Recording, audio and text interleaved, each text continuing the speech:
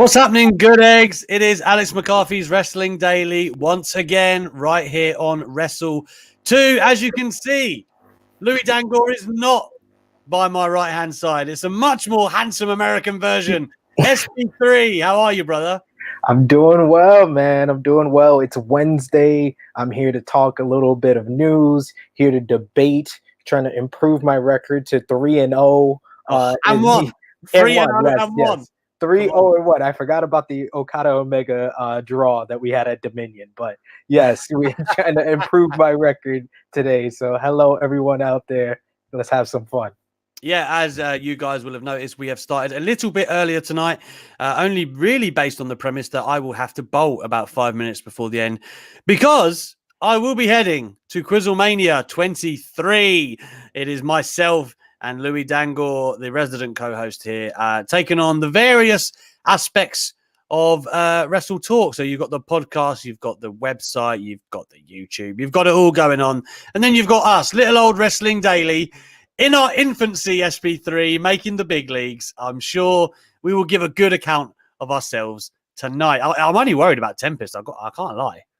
I've had Tempest on the True Hill Heat YouTube channel, so I know this guy is knowledgeable. You're a basketball fan just like me. I said that you guys are the best duo. You're kind of like Kawhi and Paul George heading into last season, while he's LeBron James. So you could put him with anybody, and it's a good duo, and they are favored to win. But I feel like you guys got the best team. I'm rooting for you.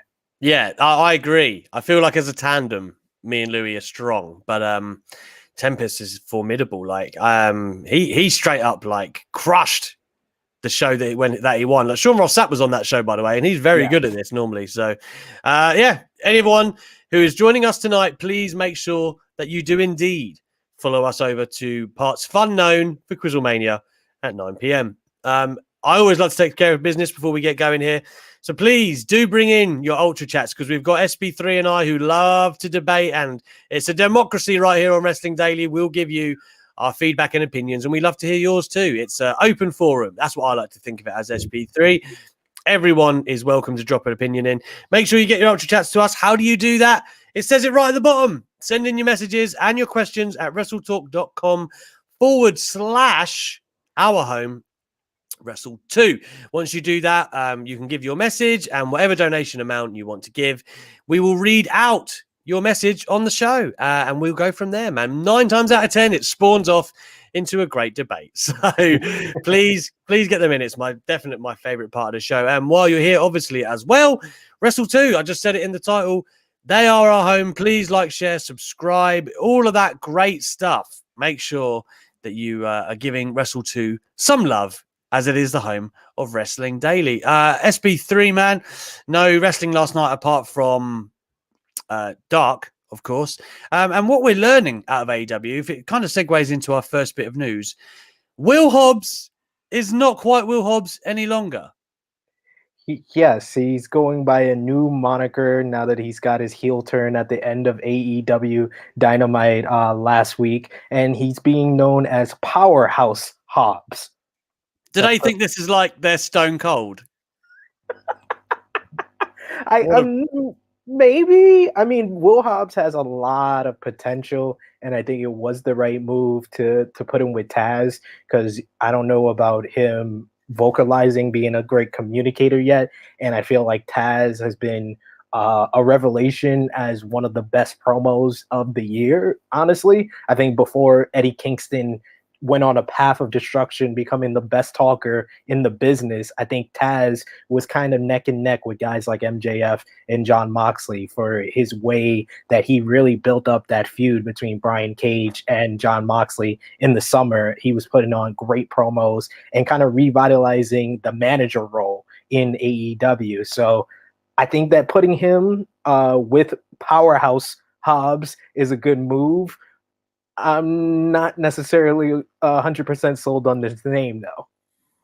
Yeah. I mean, like I said, as far as prefixes go, when we first heard Stone Cold, doesn't sound like the best of, one of the greatest of all time. It doesn't strike that. But now when you think of Stone Cold Steve Austin, it's like the greatest thing ever, right? So Powerhouse Hobbs, I don't mind it. You know, he fits the bill. I just don't know. I think these ones always feel a bit awkward when you try them on for the first. You got to wear them in SP3. That's what you got to do, man. As CM Chris has reminded us here, Alex, Impact Wrestling was last night. Come on, and it was. But remember where I live. It was right. So I think it's Friday, right? No. We have it tonight. It's on a Wednesday. Oh, okay. That we get Impact on Premier Sports, I believe. So, yeah, although I know what's transpired because I've read it, I haven't been able to watch it as of yet. So, come on, CM Chris, man. Give me a. Could have checked out my Twitter page last week. I was the predictor of all predictors, and I predicted who Jordan Grace's tag team partner was. I'm gonna Jazz. Yes, I was hyped for that. I am a big fan of Jazz. She just started following me when I made that prediction, so I should have known I was right. I should have known. She liked my tweet and she started following me when I made that prediction. So I was very happy to see her back. She's starting a wrestling school with Thunder Rosa. She's been a big part of Mission Pro Wrestling, kind of helping the younger ladies on the independent scene. And I'm just very happy that, we thought she was retiring this year and now she's in the Knockouts Tag Team Tournament. And honestly, they're one of the favorites to win this whole thing. She's that bitch, man. She is. And I'm a huge fan of Jazz from back in the day. Man, it feels like a lifetime ago. Like Teddy Long was like managing her on Raw and stuff and like thugging and bugging. Rodney Mack. They're still married, aren't they? Are they? I'm not sure. I mean, I knew they were, but I'm just saying I haven't checked in on that lately. But I'm assuming so, right? Because that's when Teddy Long, then he had Mark Henry after that for a bit, didn't he? And he was like doing the whole like black don't crack. It was good. Teddy Long was awesome as a manager. And funny enough, me and my girl, we wanted to watch an old school Survivor Series, and she had stopped watching around like the end of 2000. So I was like, "Oh, you never seen Survivor Series 2001?" And that was her debut in the WWE in the 6-pack challenge for the WWE Women's Championship, which Trish Stratus won. But that was her debut. So this week, her coming back. I like my mind is on the right path. I make this prediction, I watch that, and then she comes back. So I'm on a good roll with her. Absolutely, man. Let's segue this into some more news that we've got at the moment. Now, Louis loves to line up the news for us. He is the news guy on WrestleTalk. And they're talking about WWE potentially turning one of their top stars heel. Now, SP3, I think you were here yesterday in the comments when we were talking about the top of the cards with Raw and SmackDown and kind of where they sit and where they feel. Are there, outside of Randy Orton, how many great heels are there on Raw? It's to be debated, I think some would say. But now I think they're thinking that this Braun Strowman angle is going to parlay him into being a heel again, which to me, he's had a bit of a flip-flop 2020 in that regard, hasn't he? He definitely has. Like he had a nice, I think, like 2 years of being a babyface, and then in the Fiend storyline, they kind of did a quiet or subtle double turn between the two, with making the Fiend a babyface and making him a heel when he attacked Alexa Bliss. But even when, we talked about it before with the Fiend and Alexa being babyfaces, then you look at Monday Night Raw and Alexa is clearly a heel against Nikki Cross. So, but definitely with Braun Strowman, they are kind of trying to make him into this generation's Big Show, it seems. It seems like they can't figure out if they want him to be face, whether they want him to be heel. I think he's been a heel since the summer, but I've got told by people that he was a babyface, so it's very confusing which side of the alignment that he's on. This generation's Big Show. As if, like, as if anybody ever wanted that again in terms of the flip-flop from heel to face. It just doesn't help anyone, man. It really doesn't. Like, I don't know what this is meant to do for Strowman. I understand that if indeed Meltzer is correct and we're heading to Strowman and McIntyre, they probably think, just for clarity, because WWE, heel versus face, they're probably thinking that. Where, I don't know if it needs to be as clear cut as that. Strowman just wanting the belt and being a big bad son of a gun doesn't have to be quote unquote heel. Look at AEW; they don't really stipulate clearly. Certainly when it came to the Young Bucks and FDR, who is what and what the roles are. It's that they're kind of fluid characters, and I think in a weird way, I prefer that. Although I do like clarity, but I think in the case of Braun Strowman, he's one of them big bad characters that he's kind of similar, whatever he is. Do you know what I mean? There isn't really a clear distinction. So all it really is just turned up a little notch. And I don't know. I felt like Strowman was at his best when he was on Raw every week and they had something for him. He was doing some cool, stunts or cool spots, effects backstage, wherever. He was just like this rampaging machine of great backstage segments. That is the Strowman that I loved. And he had the great time with Roman in the ring too. I just feel like even though he's had the title reign this year, man, that they haven't really done any favors for him. No, I think we talked about it before. You guys talked about it, that Braun has kind of been in this wishy-washy type of position ever since he lost to Brock Lesnar in 2017 at No Mercy. And when you say it out loud and you realize it's 2020, it's been so long since he was the hottest that he was. And even his babyface run in 2018, when you try to forget the whole Nicholas angle, other than that, he was still felt hot as a babyface. They could have done something again. And then he lost to Brock again in Saudi Arabia at Crown Jewel 2018. So it seems like ever since those losses to Brock, he just hasn't been as hot as he was. And it's kind of sad, honestly, when you really think about it, because he's a star in the making. He's got the look. He's huge. He can work with the right people, but I even heard you yesterday say that you prefer King Corbin over Braun Strowman. I do. I gotta agree with you. In the ring, King Corbin does entertain a lot more than Braun Strowman does. I felt like Braun Strowman was a star made by Roman Reigns, and that helped Roman Reigns' status as a top star and being the guy in WWE because he made that star. But other than his matches with Roman, it's kind of like a downgrade ever since then. Whoever he works with, it's just not as good as those original matches with Roman. Yeah, I think you're right when it comes to, that's an important distinction to make as well, because Corbin is an underrated worker, in my opinion. There's a lot of people, and a lot of people in the business will tell you that too, very smooth in the ring, good footwork for a big guy, very, very good, very underrated. And he has quite a unique skill set in terms of his offense. It is quite cool. Quite cool, the moves he pulls out. And his finisher, of course, as protected as it is one of the best in WWE as well. Strowman, the running power slam, it had its time. Do you know what I mean? I don't know if that's the emphatic finish for a big guy, but and the same thing is, apart from the thing where he runs around the outside of the ring and barges people, do you know what I mean? He just doesn't really, I don't know. He doesn't really do it for me. But I agree with what you said. I think he had all the potential there. He was red hot at one point, man. And when you've got someone that big, it goes one of two ways in WWE. You're either Lesnar, right, who's the unstoppable force and he's booked as such, or you're big. In theory, guys like Big Show and Strowman should be top of the mountain forever. If kayfabe was real, but instead they get, because WWE feel like they have to, they get booked to lose in certain ways that ultimately end up really hurting them, I think. But I don't know, man. Maybe I'm being a bit too down on Braun Strowman. I want to see him do more. I just feel like WWE might have booked him into a few corners in his time, but you never know. Let's move on.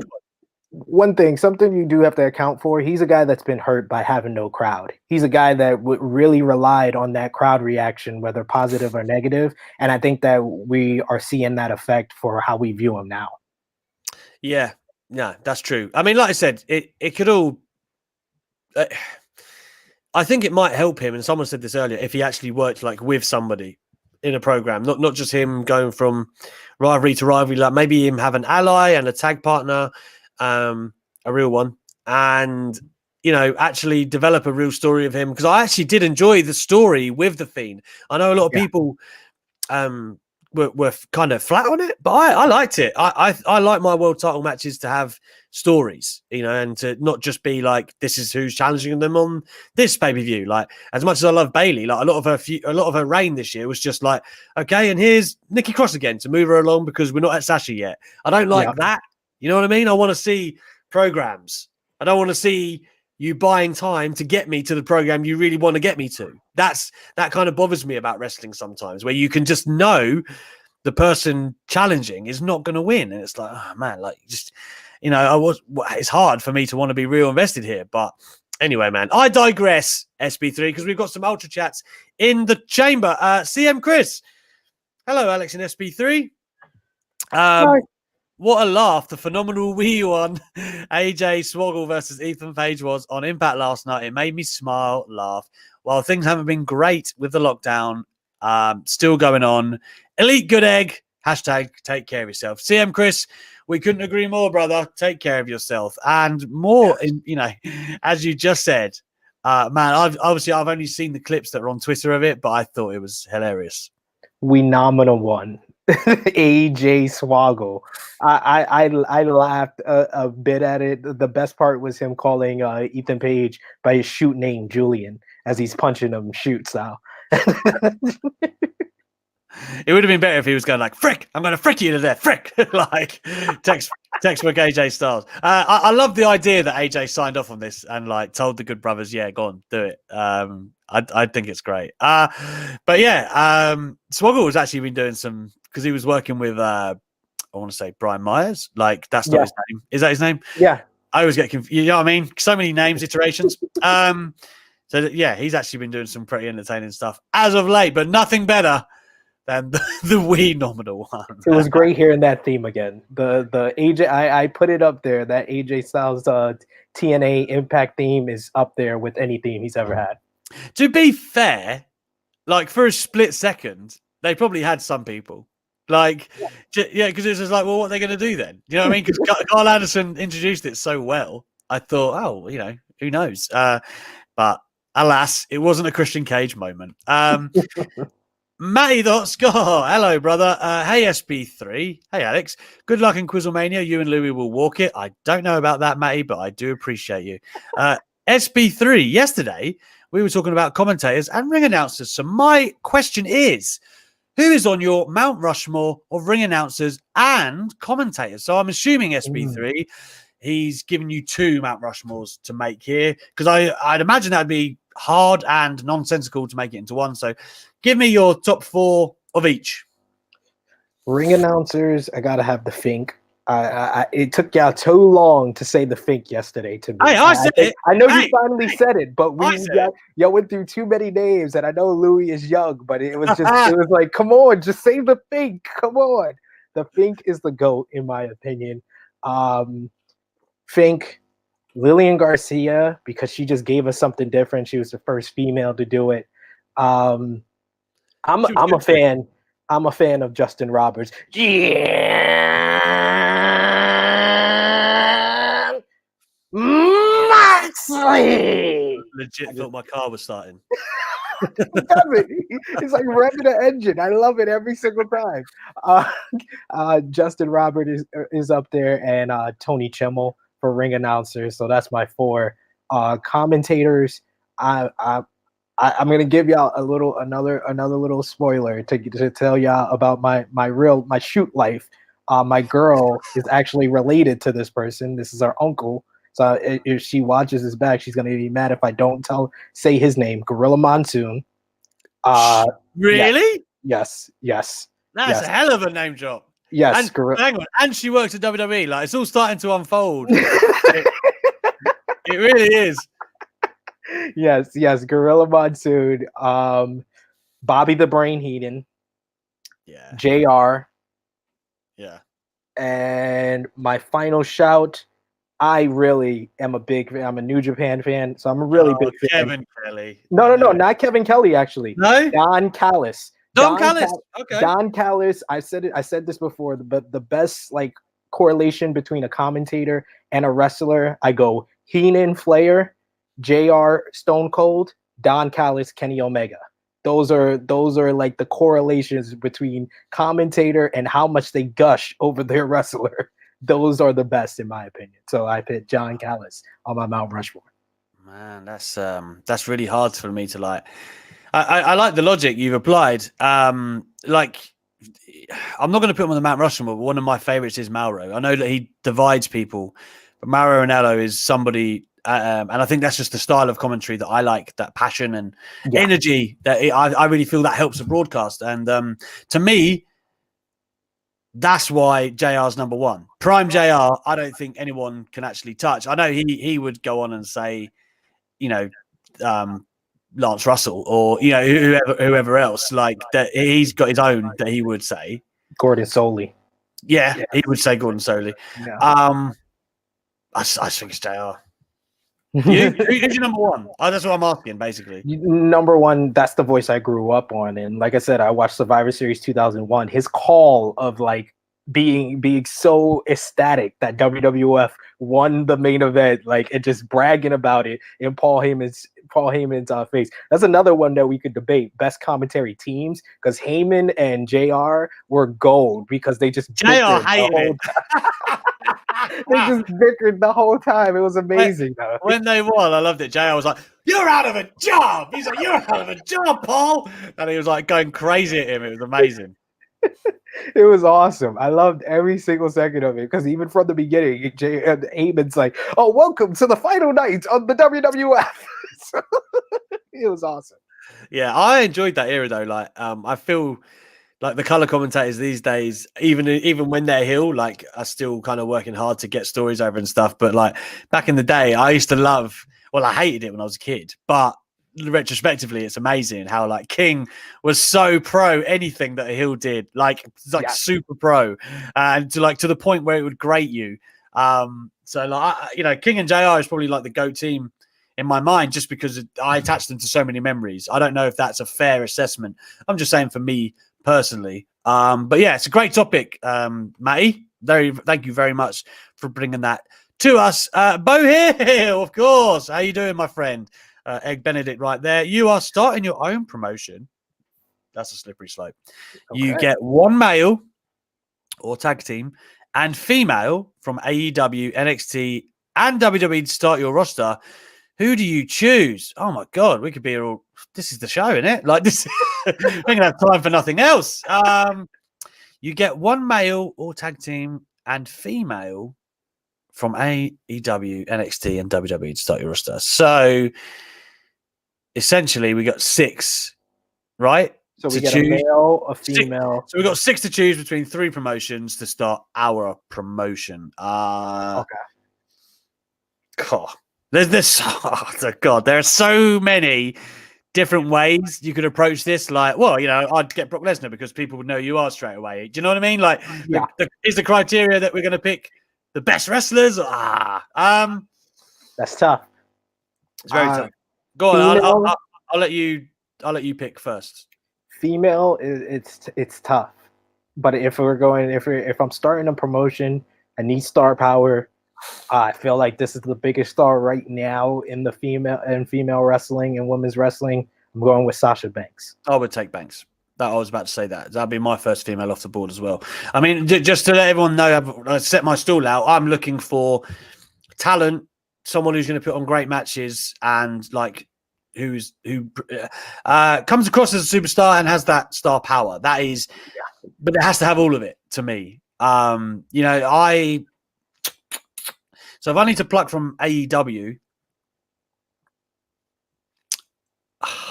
God, it's so hard. Because they said that and/or tag team, you know, and I'm trying to start a tag division here, so you kind of need like 2 tags. True. I'm tempted to say I would take Roman and the Usos, and I'd take the Young Bucks because the Usos and Young Bucks would bang. And I think Roman is just top dollar. I've got Sasha. Funny enough, I was the first male that I thought of was Jon Moxley, so that would be perfect for our rivaling. Wow, yeah, our rival companies. Yeah. I think from NXT. Oh, that's hard. I'd probably the female would be Io. She's just amazing. And the male from NXT, oh boy, you could make the case for Gargano or someone. I mean, Adam Cole is like the obvious one, I guess. Yeah, I would go. Karrion Kross. I just love his star ability, just looking like a star, and the presentation. I would go with Karrion Kross. I don't feel it as much as everyone else does. Not that I don't rate him, but I don't. He's almost booked like a Brock Lesnar, but he's not Brock Lesnar. That's kind of the way I'm feeling it. Yeah, man, it's so tough. I think like I'm gonna take tag teams out of the equation because it makes it too complicated to say what you're going to take and who you're going to sacrifice, right, for balance purposes. So if I just have to straight up go one male, one female from each, Sasha and Roman is my main roster. NXT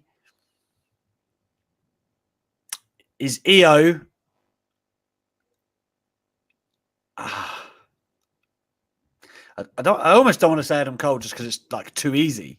But like, Adam Cole, Gargano, it's very hard to look past those guys, man. If Keith Lee was still there, he would have been my pick. For sure. So I think if I had to pick one male from NXT, actually, I'm going with Volta. Okay, yeah. I mean, I think you're stretching the question. But, that's NXT. Well, they would have said NXT UK, right? No, that's NXT. It's one umbrella to me. It's an umbrella. All right, okay, no, that's fine. Yeah, I want him now. No, just to be just to be different. I think I will take Adam Cole. And then from AEW, I mean the women ain't easy to take from there. Like, are we counting? Are we counting the NWA women? Yeah, I was going to say Thunder Rosa is my easy pick. I'm taking Thunder Rosa if that's the case. But if not, then I'm taking Britt Baker. So if I can take Thunder, I'm taking Thunder. Otherwise, and probably I'd probably say Cody. I'd probably pick Cody as my guy from AEW. And there's a lot of stuff. Why? Like not only is he a great babyface, amazing babyface at that, but the name value and just everything that he means to the business would instantly, that'd be amazing. And somebody said Roman is pretty obvious, Alex. Well, yeah, I'd be a bad promoter if I passed on him, wouldn't I? Exactly. Exactly. Come on. Roman, to me, Roman is just like he looks and is the start. He's the best right now. So yeah, be foolish. If I had to if you said, you can't have. If the question was adjusted, it was like you can't have world champs. I'd be really tempted to take Big E. Really tempted. Because I honestly think he's got all of the intangibles to be something really special. I mean, he is special, but you know what I mean? He could be like a crossover breakout star. But again, this question as well. If you'd asked me this a year ago, I'd have been like Matt Riddle. I'd have been like Velveteen Dream.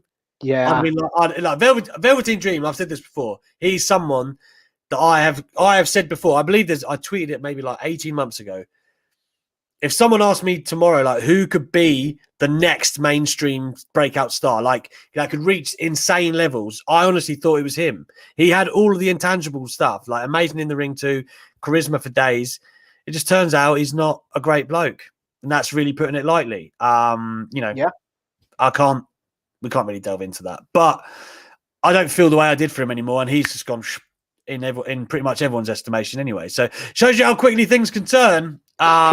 And that's what I'm saying. Like, this question could change month to month, to be fair. So I've said mine, man. I think I went Roman, Sasha, Cody. I'm going to say Thunder because, and then I said EO and I said Cole. So I said Moxley, Sasha. Well, you pick Sasha, so we can have the same people. It's fine. But if you want to change, it's totally fine. I'll go Moxley. Post pregnancy, Becky Lynch. not They didn't present say day. active. They didn't say active. They didn't say active. Becky's like, "Are you gonna sign me?" Whoa, not yet. Yeah, have the baby. Then Exactly. Live then your we'll life. talk. Be a mom. Get your Yeah. postpartum absence. It's fine. I'll come. You I'll got the cut you a contract. check as soon as you're ready. You got the Come on. contract. I just need your signature. You're good to go. The main roster. I think I will. The main roster is tougher because you want to get someone who's relatively young, and there's not really that many. That's why WWE does not do well. Roman's like 35. Yeah. Roman would be that best choice. But I want to pick somebody different. So I would probably go with Seth. What's that? Like 33, 32? Yeah. Like He's around the same age as Roman, but a little bit younger. I would go with Seth. NXT woman. If you're gonna get EO, I'll go with Rhea Ripley. Yeah, can't lose. Yeah, you can't lose right there. Or Tony Storm. Yeah, I'm going with Tony Storm. Tony Storm has got a ton of upside. A ton. I'm just so frustrated with the fact that it just doesn't seem like they're ever gonna like push her just yet. And I feel like this is the time to do it to get that younger demographic. And she's so young and has so much talent. And then what I have left, I think AEW woman, I would go with Britt Baker. Britt Baker just has that star ability. So yeah, that would be my picks. I mean, you can't argue with those, right? Two great promotions right there. And it shows you how loaded the industry is with talent these days. We could have done, layers and layers to that, and you would have come up with different answers, and they all would have been great, man. Moving on, Bacon Rasher. Alex, why are you not cramming? I have a bet on with a guy at work for you and Nugay to win tonight, mate. Oh, Bacon Rasher, man. First I of all, got you on New Japan information. I got you. Yeah. I mean, I'm going to keep my phone like here, and I'm just going to have like SP3 and FaceTime, and I'm going to be like, come on, dude. Like, if you ever see me on the stream, you'll tell me. Bacon Rasher, first of all, very good egg. Very good egg. Delighted to have you ultra chat into the show again. Man, I don't want to like overthink it. Like, my knowledge is like from a specific time point in WWE. Like, anything from 98 to 04 is like a lock. That's a lock. Like, I'm not worried. And then everything else, I'm confident, but you can slip up. The thing is about Quizlemania too, it's really not just straight knowledge, man. It's like, how much does this cost? How draw this with your mouth. So we'll see. I am an elite drawer with my mouth. I think we've proved this. I am elite. Yes. I dare anyone to go back and watch my Scott Steiner and Kane. Tremendous.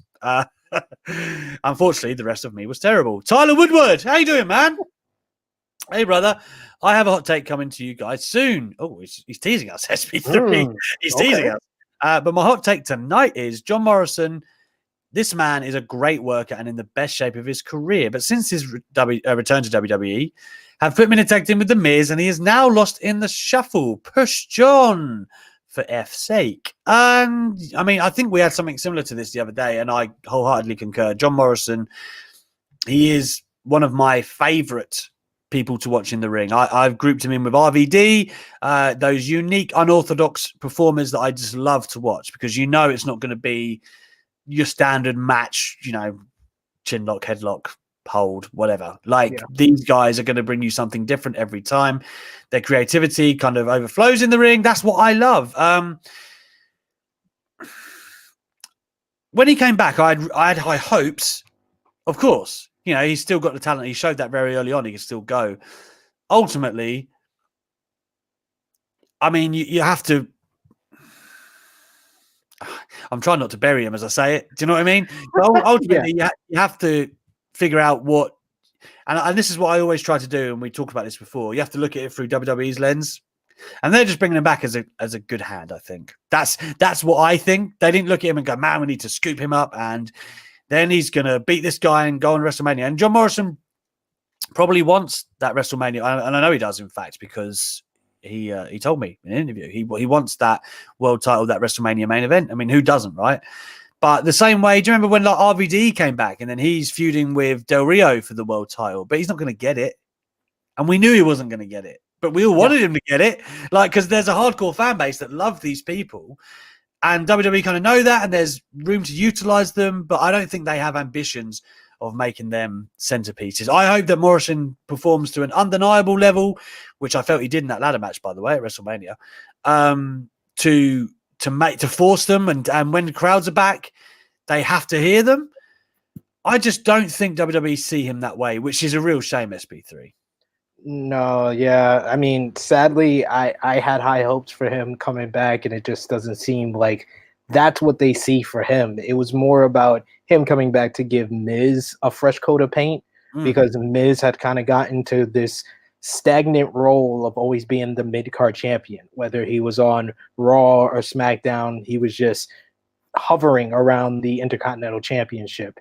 They made new ways to make that fresh by having him paired up with Maurice, having the Mr. Raj, and then he had his whole angle with Shane McMahon. And coming out of that, they really didn't have anything after that, and that's why that that's why that feud dragged on way too long. You're telling me that didn't go anywhere? Oh Christ! You know, who would have thunk it? Color me shocked. But yeah, they didn't have anything for him. They wanted to keep him in the tag team scene, which he was in with Shane McMahon, but they wanted to give it a fresh coat of paint, being a heel. So they paired him back up with John Morrison. They was like, what's old is new again. And it's gotten old very fast, in my opinion. That's just how WWE kind of works these kind of things. But he has so much talent, and he's one of the most underutilized guys in WWE right now. And I would say guys like a Riddle, one of his best main roster matches was against John Morrison on SmackDown during the empty arena era in the PC. I thought his match with Big E that he returned and had was great as well. Yeah. So John Morrison undoubtedly has all the talent. It's just, do WWE want to position him that way? Matty, with the final Ultra Chat we have for the moment, and then we will kick into this week's debate. He says, if you could take any current finisher, what would it be and why? We're gagging to take finishes now, SP3. Probably the stunner, I guess. But then if it's not from Austin, it doesn't mean as much. So maybe not. It's like I wouldn't be worrying about the pain. I'd want the most iconic. Do you know what I mean? Yeah, I can get that. I mean, if we're talking about protection, I would say the Penagreed.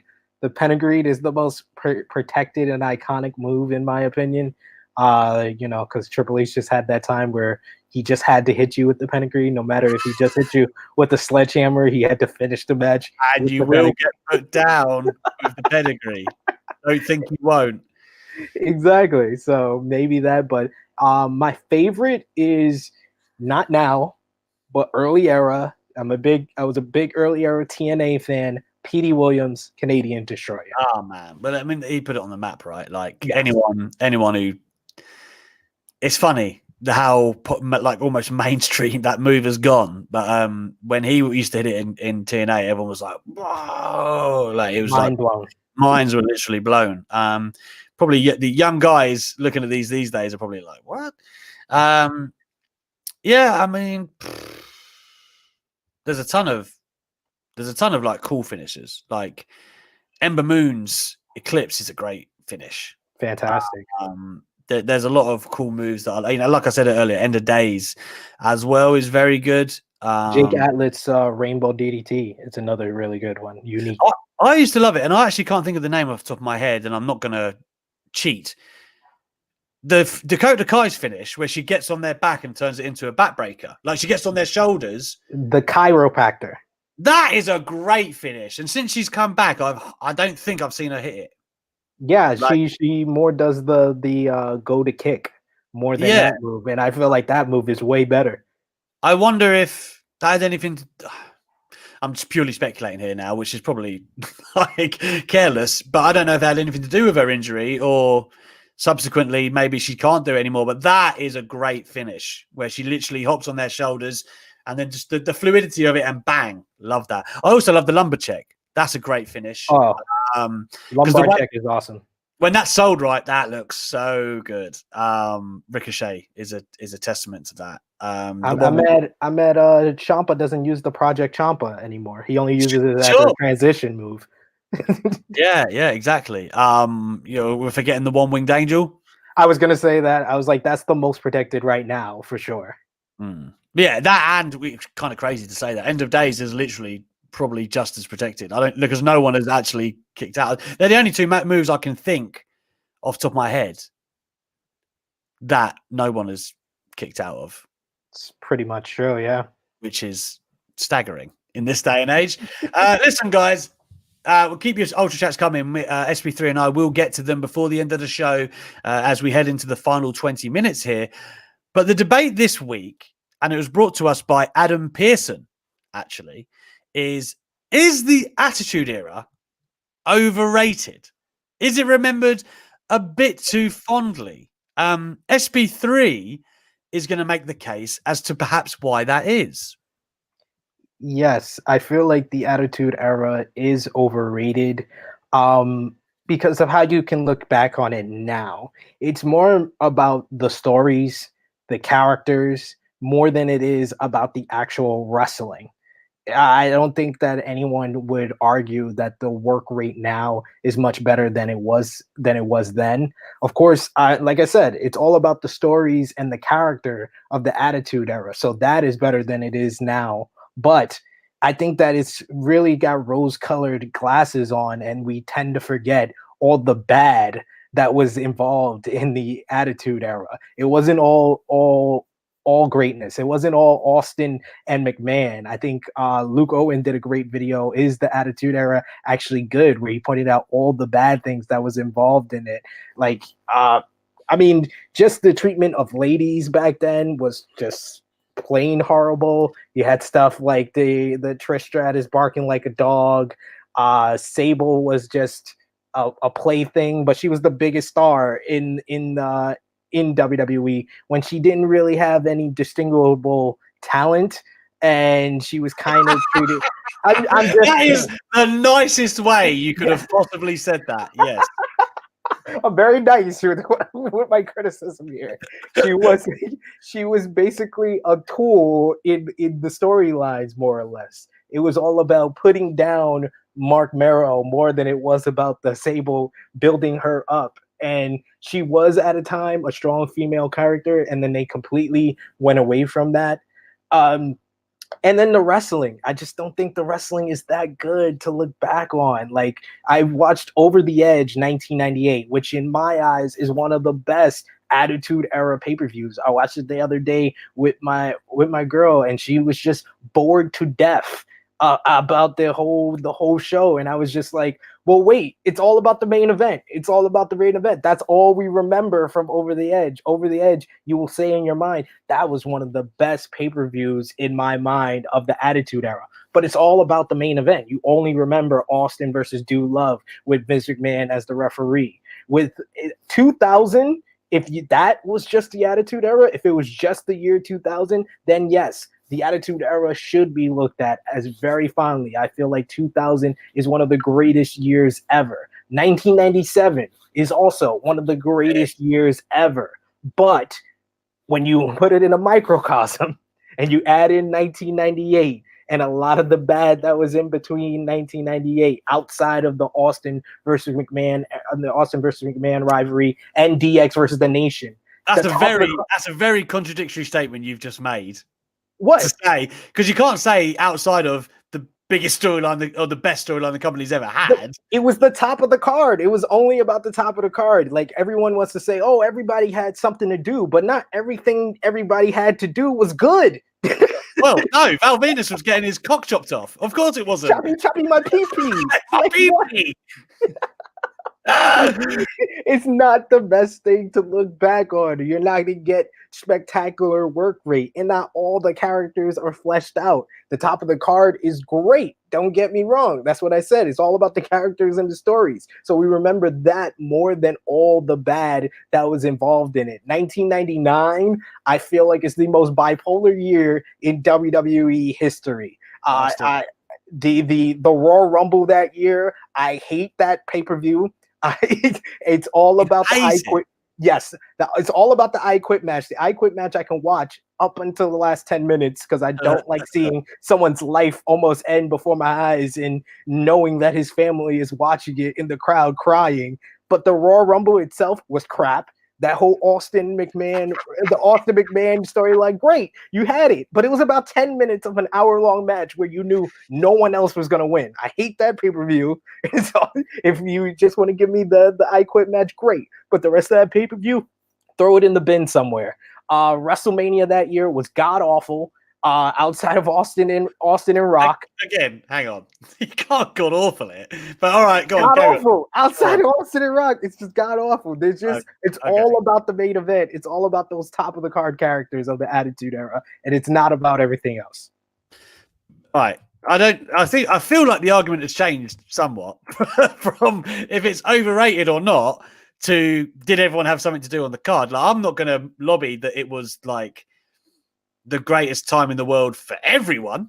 Like, I'm not going to give you that, but I feel like, and one thing I do want to address as well, yeah, like, obviously, I'm not going to sit here and say that women were shown in a great light because they weren't at all, unless you're China, like pretty much anyone else.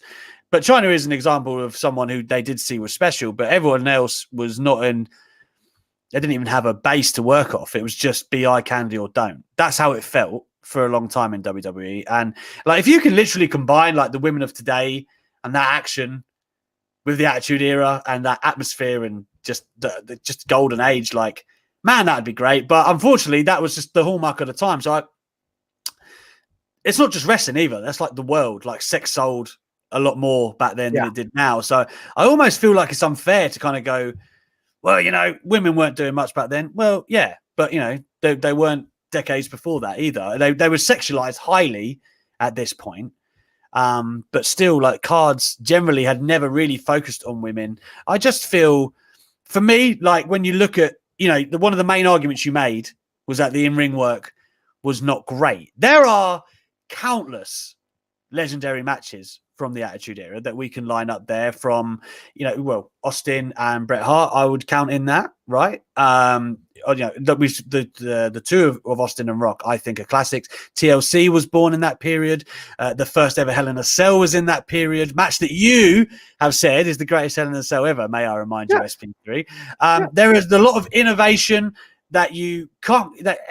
More innovation in that era than any other. You could argue in the ring. To counter the point of that it wasn't. Well, you say that, but I've just given you countless examples like that today. Look at the landscape of the business today. A lot of it is born out of that period of time. You know, I feel like tag team wrestling was at its apex in the Attitude Era. You might argue now that there are the best tag teams in the world or whatnot. I'd still rather watch Edge, Christian, the Hardys, and the Dudleys than I would anything that there is today. I'm sorry, like that is. It's. I say that. I mean, you add a ladder and a table and a chair in there, yeah. But outside of those matches, if it didn't involve any weapons, I don't think that they really had any memorable matches that we even talk about today. I thought they had like countless great TV matches, to be honest. They had good ones, but most of the ones that we remember and talk about are inside a steel cage with the ladder or a chair or a table. But does that take away from like? There's nothing that says you can only have a good match if there's nothing else involved. Doesn't detract from it, is my point.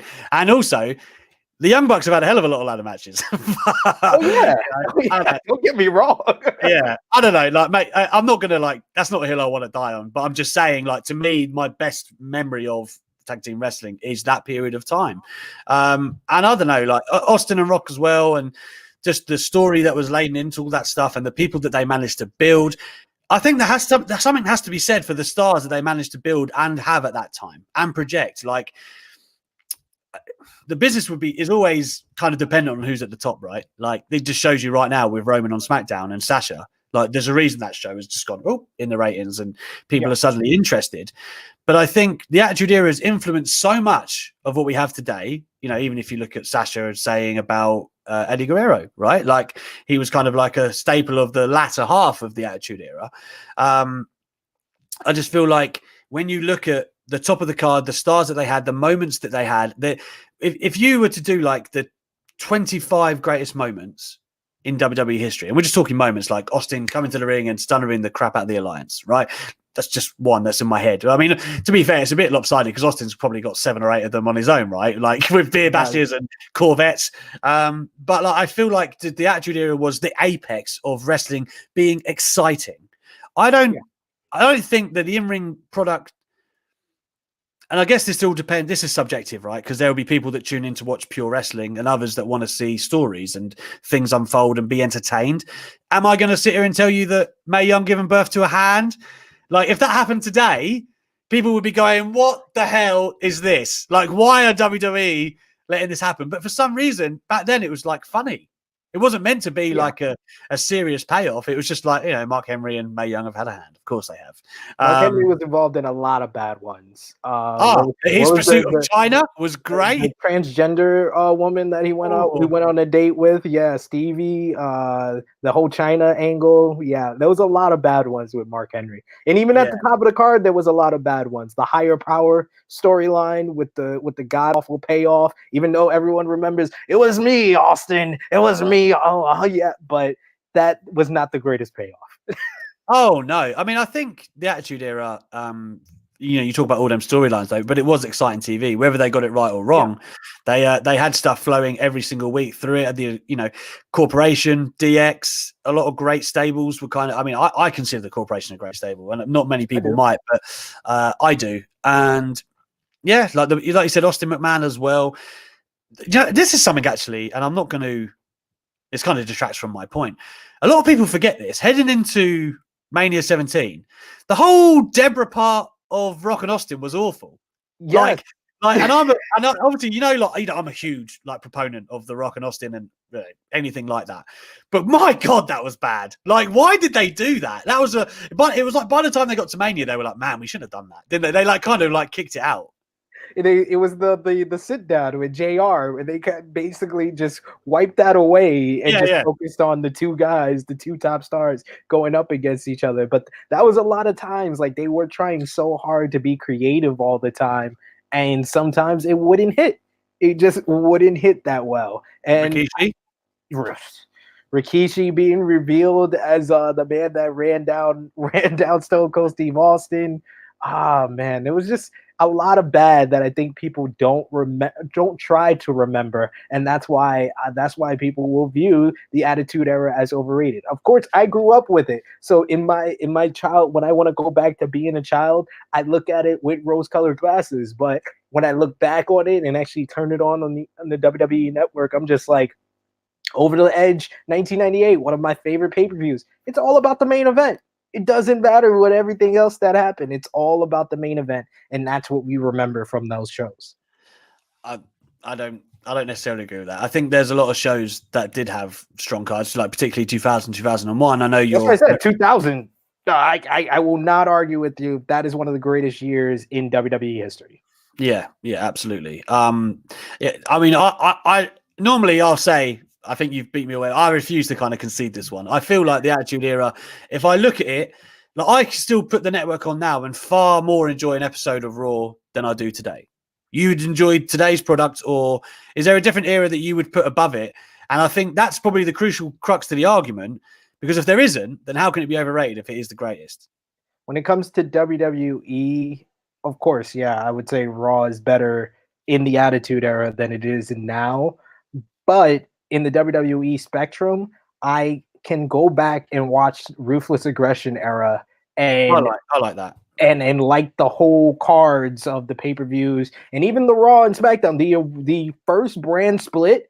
That was one of my favorite times of watching both shows, where SmackDown was not just an extension of Monday Night Raw. And that's something that people criticized heavily before this last brand split in 2016, that all SmackDown felt like was an extension of Raw. When you go back to the beginning of SmackDown, that's all it really was. It was just an extension of Raw and just trying to extend the story and go for two shows. Whereas in the brand split, both shows felt fresh and you could watch both shows for different things. And if we take that into account, then Ruthless Aggression Era, can that really happen without the Attitude Era, which of course is built on probably the Monday Night Wars as well. Yeah. Which really without that and the cohesion of WCW, we probably don't get the brand split because of the influx of talent that we ended up getting. So again, I kind of have to say that I feel like the Attitude Era gets a bad rap because a lot of it is aged poorly. I think that's where most of the bad stuff of the Attitude Era comes. But I still think in terms of like what they delivered if we're talking about stuff that's the highest level and the biggest stars they've ever had, and there are legendary matches within there. I made that point right at the beginning of this debate. I still think that you have to say that the Attitude Era deserves its place as one of, if not the greatest period in WWE history. Yes, based on the fact that I did say Shawn Michaels versus Undertaker is the greatest Hell in a Cell, I am going to concede my first debate to you. Oh my God! What a day! You're on a roll. You got one win. Now you can go into Quizlemania with some momentum. Oh, it was tight, by the way. It was very tight. I felt on the ropes for a second there. I need to address this, by the way, from I think it was Chris G that's brought it up, of the Union. I can't actually find his message now. Yeah. Anybody remember the Union? Of course. I bet me and SP3 can tell you the members right now. Ken Shamrock, Big Show. Tell me the other two, SP3. Mankind and Test. There you have it. Jilted members of the corporation made up the Union. Come on, guys. Who doesn't remember I mean, to be fair, though, them and their 2x4s were around for about 3 weeks. Only reason I remember is WrestleMania 2000. They were heavily featured in the first intro for that video game. Yeah, with their 2x4s, they really were. My God, right? We just got a few minutes here, man. The time flies when I talk wrestling with SP3. I do enjoy it, brother. Thank you very much once again. Just to tie a bow on what we're saying, guys, I'm going to be heading to Quizlemania in a few minutes at 9 o'clock. Louis and I will be vying for the Quizlemania tag team titles. I don't actually know what's going on with that because technically, aren't the Good Brothers the champs? You're vying for the interim Quizlemania tag team champions because now the Quizlemania tag team liturgy is mixed up with the Impact tag team titles apparently. Yeah. Oh dear. It's getting all like UFC in here, isn't it? The whole interim malarkey. But either way, guys, you please do come and join us over on Parts Fun Known with Adam Blompier and the team. It's going to be a lot of fun. SP3. You'll be back. He's always here, guys. Every Wednesday. He's become a hot favorite with a lot of people. SP3, man. What I feel like your Twitter followers don't reflect just how highly how high regard I hold you in. I would like people. You see it at the top right hand side. True Hill Heat. This is a guy who watches an insane amount of wrestling. At True Hill Heat, make sure you go follow it on Twitter. He does thoughts and threads from pretty much every show that he watches that I personally enjoy. So please do show the brother some love. He's been great since the inception of Wrestling Daily, which is kind of 6 weeks old now. Wow, we're rolling. We're getting up there, man. It's been a great time. Thank you for having me, Alex. Thank you to all those people that give me great feedback, all our elite good eggs, our eggs Benedicts out there. If it wasn't for you guys, this wouldn't be possible, and Wrestling Daily wouldn't be as it's going. As it's going, it's progressing every single week, and a lot of that is due to the people that watch. So I want to thank them for sure. And also, once again, thank you for your excellent Ultra Chats. As I say, it really is my favorite part of the show. Even if there was no money attached to them, I sometimes read the comments on the right-hand side, and they do crack me up and get me really involved. Just like Chris G and his bloody Union talk. You swine, you know what you're doing, Chris G. So, yeah, man, thank you so much for joining us. Again, the podcast has been doing great as well, guys. So please make sure if you miss anything, do check us out on Apple, Acast, all of that good stuff. And you know what I said earlier, make sure you are following and subscribe to Wrestle2. Turn those notifications on. Don't miss one. Turn us on. For some reason, when I said turn it on, it just reminded me of Rikishi coming out of Survivor Series. Turn it up! Bag it up. Turn it around. Yeah. Was you the only one who was a little bit gutted for? I wanted the original Too Cool music. That's the one that the dance goes better with, you know? Yeah. I mean, come on. That's the one they used to like. They put the shades on, and go, oh yeah, and it was like, and they were off. They were off to the races. But yeah, that same move every time. It's like, oh yeah. They doing the electric slide. For anyone who doesn't know, they were just doing the electric slide. Right, I've got to go. Thank you so much, guys. I really appreciate you once again. And I will see you tomorrow, 8 p.m. with the wonderful Steph Chase. Thanks for listening. Thanks for watching. Take it easy.